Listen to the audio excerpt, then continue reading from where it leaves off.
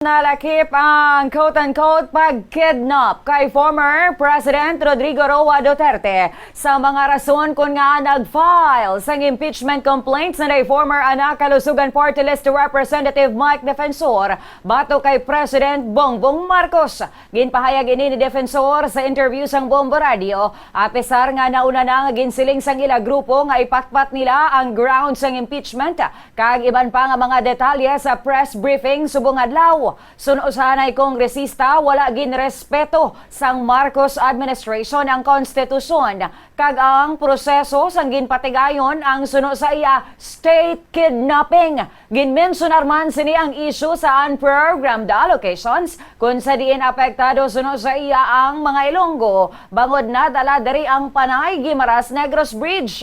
Magluwas diri na mensionar man ni Defensor ang issue sa presyuhanay sang Kalamay. Matandaan nga sa isa sa mga expose ni former Representative Zaldico sa tong 2025, ginbuyagyag sini ang ginalegar nga irregularidad sa Bureau of Customs kag ang mga ginansya sa sugar kag onion importation. Dugang palakip man sa highlights ng ila complaints suno kay Defensor. Amo ang kontrobersiya sa pondo sang Philippine Deposit Insurance Corporation o PDIC kag PhilHealth nga ginsaylo sa National Treasury. Ang katapusan nga na-mensionar ni Defensor nga highlights sang ilang impeachment complaint amo ang alegasyon sang presidential sister nga si Amy Marcos nga adik si President Bongbong Marcos.